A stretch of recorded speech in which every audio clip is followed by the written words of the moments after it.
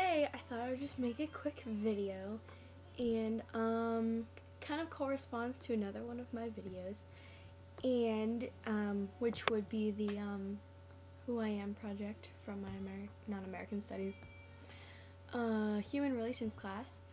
And I said that I love to read, so I'm gonna suggest some of my favorite books for all of you hardcore readers out there. This is the most obvious one. Harry Potter. Love. Love, love, love, love, love, love. Harry Potter. I'm in the 5th one right now, but I've already read them all. And I'm rereading them before the 7.5 movie comes out, because they're dividing the 7th one into 2 parts. I'm very sorry, all of you who love Twilight out there, but Twilight is not on the recommendation list, so skipping over that one because I've read them. Not a fan. Sorry. Mitch Albom. He's pretty cool. He wrote The 5 People You Meet in Heaven, which is also really great, but I don't have a copy with me right now, so I lent it to my friend Alexis. But this one's called For One More Day, and it's about this guy who almost goes back in time and relives parts of his life because his mom is dying, and it's kind of sad, but it's really great. I love him. He's awesome. 13 Reasons Why. This is a good teen read. It's not really difficult. It's not that long either. It's what, 200 pages? 200, almost 300 pages, but it's kind of strange, but in a good way. It's about this girl, and she ends her life, so to speak, and that part's really sad, but it's all the stories she has that lead up to her wanting to do that, and it's kind of sad, but it's cool. It's almost like a mystery, but yeah. So there's that one. Marley and Me. So sad. My dog looks exactly like this one. Her name is Delta. She's kind of old now, which is why it's so sad, because I read it last year. And I have the movie version, but I don't think the movie was as good. It still made me cry though, but this, not for the faint of heart. Read with caution and tissues. Okay, this next one, my friend Allison, Pinky P121, I think that's her username, mentioned this book in her video, her Who I Am, but I may have just revealed what it is.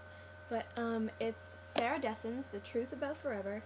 It's my American Studies teacher would probably hate me for saying this because she's all about symbolism in books and stuff, but it's a really great read. It's not very difficult, it's not too long, but it's it makes you think, and it's about people and stuff, and you have to read it. Sorry, it's not an option. Elsewhere.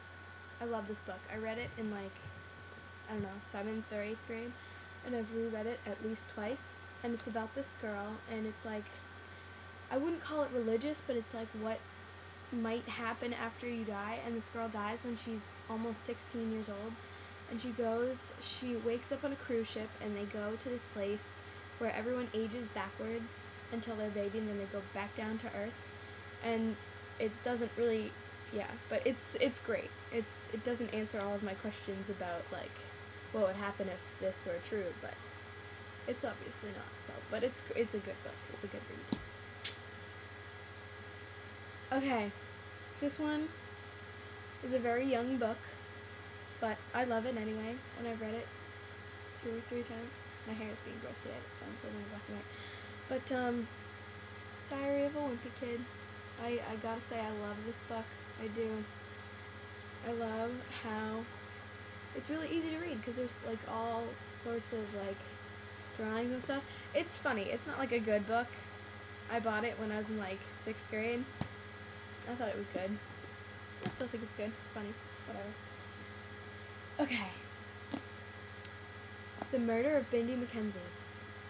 It's a good. It's kind of a tough read because it takes a really long time for you to really understand what's going on, because it's almost like a mystery towards the end, but it's really cool, especially if you're like good with vocabulary and stuff like that, because it's about this genius girl and she like uses really big words, and my copy is all dirty and gross because I was reading it at the beach for like 6 hours straight at my aunt's house. But I really like that book, and there's a companion to it which my friend Melissa has, and she said she was getting it back to me soon, so I don't remember the name of it, but when I get it back you will see a video.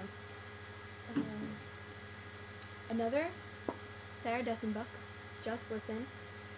It's about this girl. She's like supposedly has a great life, like she's a model and stuff, but her sister has an eating disorder, and her sister is a model too, so like all the attention just gets shoved aside from her, and it's kind of sad. But yeah, it's a good teen book to read.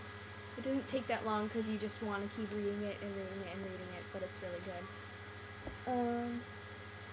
Okay, I'm about to share with you my most sacred author that I love. Jodi Picoults, 19 Minutes. This is one of her best, one of my favorites. I've read only like 4 or 5 of her books, but I love them, and I need to start going to the library more because they have all of them, and I need to read all of them because I love Jodi Picoults. And if you're interested in either like law process or just a good mystery or even just a great story, like she's the perfect author for you, because she's the perfect author for me, and I love her books because they are fantabulous. Okay, this one, Forrest Gump. It's a very sad book. It made me cry. It's kind of more of an adult read, if you will, but it's really sad. I have, again, the movie version.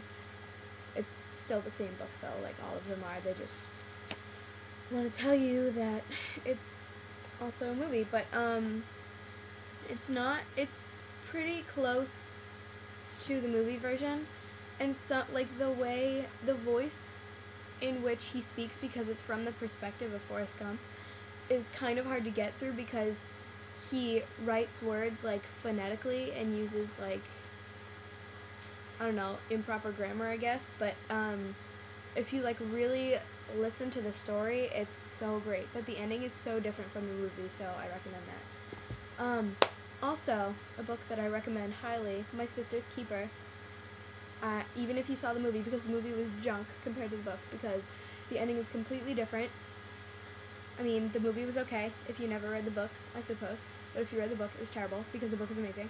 And that brings me to my very last book, for now, which is Plain Truth, also by Jodi Picoult.